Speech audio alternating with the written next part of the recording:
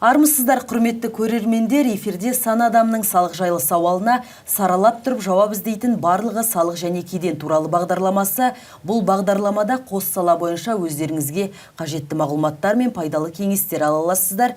Ендеше бағдарламамыздың бүгінгі қонағы Айжан Абенова, Қарағанды облысы мемлекеттік кірістер департаменті дәрменсіз борышкерлермен жұмыс басқармасының бас маманы. Сәлеметсіз бе? Саламатсыз ба? Бүгінгі бағдарламамыздың тақырыбы жеке тұлғалардың банкроттық рәсімдері. Ендеше осы жеке тұлғалардың банкроттық туралы жалпы заң бойынша түсініктеме бере кетсеңіз. Әрине, 3 наурыздан бастап біз азаматтардан банкроттық туралы өтініштерді қабылдауды бастадық. Қазіргі таңда 3969 өтініш келіп түсті.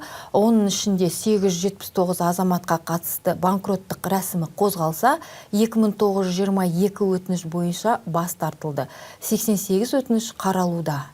2 азаматқа қатысты банкроттық туралы сот тәртібі бойынша сотта қаралуда, және де төлем қабілеттігін қалпына келтіру тәртібі қолдану туралы бір арыз сотта қаралуда. Басқа мысалы айта кетсем, жаңағы басқа жағдайларда азаматтардың нақты мүлік жоқ кезде мемлекеттік органдарының тиісті деректер қорына уақытылы түзетулерді енгізілмеген. Азаматтар оны білмей, дерек қорында енгізілмеген мәліметтер бойынша өтініштер келіп түскенде, біз жаңағы өтініштерден бас тартамыз. Ол мысалы жаңағы мүлкі бар адамдар сатып жүрген жағдайда, мысалы автокөлікті сатып жіберіп, оны жаңағы сенім хатпен сатып жіберіп, өтінішті берген жағдайда деректер қорында бізге жаңағы мәлімет келеді. Жаңағы жеке тұлғаның атында автокөлік тіркелген деп. Сондай мәселелер туындап жатады. Мемлекеттік кірістер органдары осыған орай түсіндірме жүргізеді. Жаңағы қандай мәселе болса да келген шағымдарды қарастырып, жеке тұлғаларға жауап қайтарылады. Сондай мәселелер бар. Осы заңда 3 рәсім көрсетілген. Ол бірінші рәсім соттан тыс банкроттығы, сот банкроттығы және төлем қабілеттілігін қалпына келтіру рәсімі болып табылады. Сондай жағдайлар, және де жаңағы мемлекеттік кірістер органдары соттан тыс банкроттығы рәсімін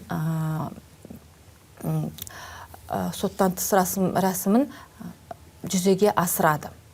Өтініш түскен кезден 15 күннің ішінде өтініштер қарастырылады. Өтініш жаңағы көрсетілген шарттарға сәйкес болған кезде қабылданып, 6 ай қаржылық мониторингта мемлекеттік кірістер органдары жүргізеді қаржылық мониторинг бойынша. Және 6 айдан кейін жаңағы банкрот деп тану статусын беріледі.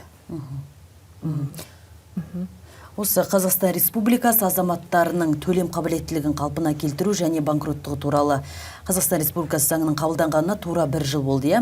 Жалпы заңды іске асыру қалай басталды? Өздеріңіз қандай мәселелерге тап болдыңыздар, айта кетсеңіз? Жаңағы біз айтқандай, заң 1 жыл болды ғой, заң күшіне енген соң. Сол уақыттан бастап өтініштер түсе бастады. Тап болған жағдай, жаңағы жоғарыда айта кеткендей, көп мәліметтер сәйкес келмейді. Жаңағы мемлекеттік органдарында тазалау жүйесі деген бағдарлама бар. Соған келген деректер бойынша, мысалы жаңағы банктер, микроқаржы, коллектор агенттігін бәр мәліметтері түскенде, өтініш түскенде қарастырғанда 12 ай шарты бойынша келіспейді. Мысалы 10 ай төлемей өтініш бере бастайды. Заң бойынша 12 ай ішінде төлем болмауы тиіс. Көбінесе осы мәселе бойынша жаңағы өтініштерден біз бас тартамыз. Шарттарға келіспейді. Немесе жаңағы мүлікі бар бола отырып, жаңағы өтініштерді мемлекеттік кірістер органдарына жіберіледі. Сондай мәселелер өте көп бізде. Сондай мәселелер болмау үшін жаңағы мемлекеттік кірістер органдары теледидардан да, жаңағы оқу орындарында да түсіндірме жұмыстарын жүргізуде. Әрқашанда жаңағы телефон арқылы консультацияға звондап мәселелерді сұраған жайында қызметкерлер бәрін түсіндіріп айтып береді. Жақсы, ал мысалы осындай жағдайлар кездесті ме? Алдамақ болып, тіпті жаңағы мүліктері көп, ақшасы бәрі бар, бірақ та банкротпын деп жұмысы бар болып, сіздерге жұмысы бар бола тұра сіздерге осылай өтініш береді, мен банкротпын деп. Жоқ, ондай болу әрине біз тексергенде тазалау жүйесі автоматты түрінде біз ешқандай мәліметтерді қарастырмаймыз. Полностью жаңағы автоматты түрінде тексерілгенде мемлекеттік кірістер органдарына деректер түскенде көрініп тұрады бағдарламада. Мүлкі бар, немесе жаңағы 12 ай шарттар бойынша, критериялар бойынша сәйкес келмейді. Жаңағы нәтиже бойынша нелер шыға бастайды. Сәйкессіздіктер шыға бастаған кезде біз бас тартамыз өтініштерді. Жаңағы компьютерлік бағдарлама өзі анықтайды, автоматты түрде өзі анықтайды. Жақсы. Соттан тыс банкроттық туралы өтініш беруден бас тартудың себептері қандай? Соттан тыс бас себептері заңда бір-екі негіз бойынша шарттар көрсетілген. Ол жаңағы мүлкі болмауы, 12 ай ішінде төлемдер болмауы, банкпен реттеу рәсімі болуы тиіс. Осы шарттарды орындамаған кезде соттан тыс банкроттық бойынша өтініштер бас тартылады. Көбінесе жаңағы мерзім бойынша сақталмаған критерия бойынша бас тартылуда. Ал осыған байланысты шағымданатын азаматтардың санаттары туралы статистика бар ма? Бізге түскен өтініштер бойынша жаңағы жастардың арасында көбінесе болады. Көбінесе өтініштерді берген азаматтар 25-40 жас аралығында беріледі. Ол бізде 60% құрайды. 40-тан 60-ға дейін жаңағы қалған бізде 40% құрайды. Көбінесе жастар беріп жатқан өтініштер болып келеді бізге қазір. Өзі жаңағы қаржылық жағдайларын қарамастан несие ала береді. Сондықтан олардың ойлауы бойынша банкрот деп танылсам, ең оңай жолы деп есептеледі. Бірақ ол ең оңай жолы деп біз айта алмаймыз. Өйткені банкрот статусын алғаннан бастап қаржылық мониторингқа түседі.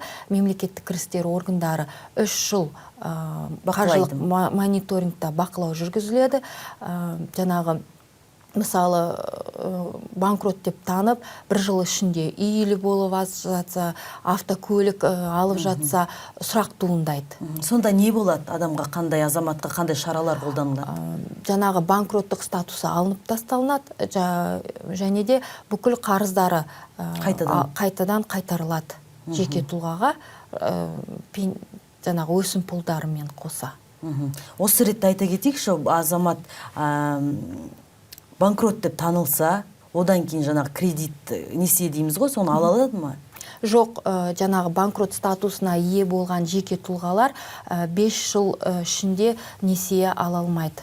Несие де, ипотека да ала алмайды. Несие, Жақсы.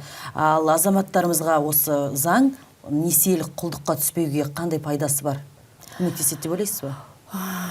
Әрине, біздің жастар менталитеті бойынша несие алғаннан кейін, алып тастағаннан кейін тағы да несие алғысы кеп тұрады. Мысалы, алғысы кеп тұрғанда жағдайға байланысты ғой, той жасайды, немесе мерекелік отбасына қаражат көп керек болады. Содан біз статистика бойынша, өтініштерді қарау бойынша көбінесе осындай жағдайлар бойынша банкроттыққа ұшырап жатады. Өтініш беруі сол салдарынан деп ойлаймыз біз. Ал жастардың саны көп пе жалпы? Үлкендер көп пе, басымырақ па? Жастар өте көп. Бізде 25-40-тың аралығында өте көп жастар өтініш берген.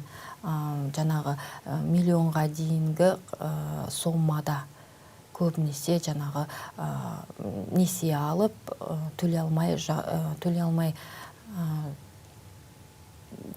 барысында оларда жағдайлар өте төмен болып өтініш бере бастайды. Сол жақтан біз қарағанда өте көп 25, жаңағы ең несі 25-26 көп, жаңағы 90 жылдары, 95, 2000-ға дейін даже сондай жастар уже қазіргі таңда несие алып жатқаны өте өкініш деп ойлаймыз біз.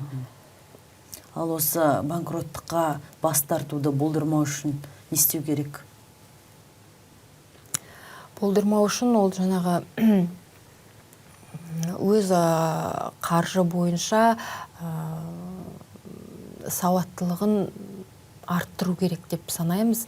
Өйткені банкротқа ұшырағанда ол алдыңғы өміріне кедергі деп ойлаймыз. Өйткені несие алғанда банкрот деп танылған ол деректерде, базаларда бәрінде енгізіліп тұрады. Ертең мысалы 5 жылдан кейін ол несие алғанда банктер сұрақ болады. Мысалы, ол кісі уже банкрот болды. Қандай алдында қалай ол төлейді, өте көп сұрақтар болады. Сондықтан банкроттыққа әкелмей, одан да қарызды өтеп тастаған дұрыс дейсіз ғой? Иә, әрине. Несие алмау болған дұрыс болар еді деп. Соттан тыс банкроттық болдырмау үшін, бас тартылмау үшін бізге өтініш түскен барысында өтініш беру алдында өз несие тарихын тексеру тиіс. Қандай несие алынды, мысалы кейбір жеке тұлғалар өтініш бергенде жаңағы тазалау жүйесінде біз тексеріс барысында ондай несиелер деректерде жоқ бола келеді. Немесе сомасы аз болады, 50 мыңның арасында, жеке тұлға миллион деп көрсетеді. Ол үшін жаңағы қаржылық ұйымдарға барып, өз деректерін тексеру керек, мәліметтерін, несие тарихын және жылжымайтын мүлік атында бар ма, жоқ па, кадастрлық анықтама дейді ғой, соны алып тексеру тиіс. Осы жағдайларда бәрі мүлкі болмай, жаңа 12 айдың ішінде төлем ақысы болмаған кезде өтініштер қабылданып, жаңағы соттан тыс банкроттық рәсіміне келіп, қаржылық мониторингқа түседі. Осы ретте банкроттыққа қалай өтініш беруге болатыны туралы айта кетсеңіз? Мемлекеттік кірістер органдары соттан тыс банкроттық бойынша мәселелерді қарастырады. Ол үшін жаңағы мобильдік қосымша ес-салық азамат, егов порталы арқылы немесе электрондық кілтті цифралық ЭЦП-сі болған жағдайда қызмет көрсету орталығы арқылы өтініштерін бере алады. Жақсы. Рахмет сізге.